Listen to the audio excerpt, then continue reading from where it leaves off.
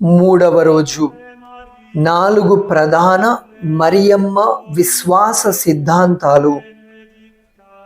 ప్రతి కథోలిక విశ్వాసి మరియ తల్లిని గూర్చి 4 సిద్ధాంతాలు లేదా వేద సత్యాలను తెలుసుకోవాలి. అవి మన విశ్వాసానికి రత్నాలు.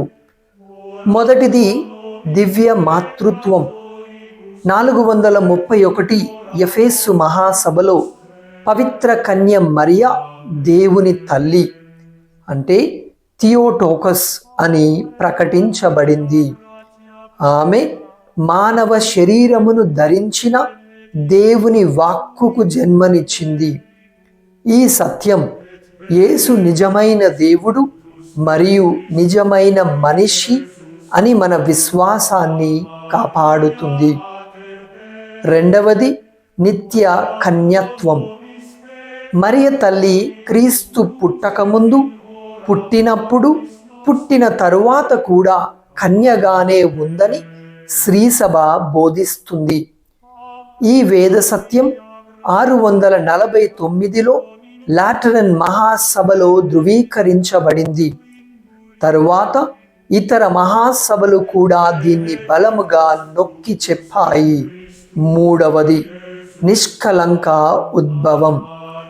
మరియ తల్లి తన మాతృ గర్భము నుండే నిష్కలంకురాలిగా ఉద్భవించింది.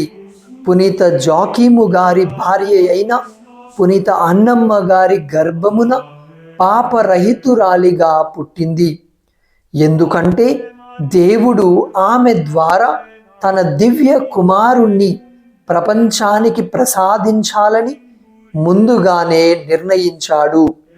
ఇది తండ్రి దేవుని ప్రణాళిక. నాలుగవది మోక్షారోపణం.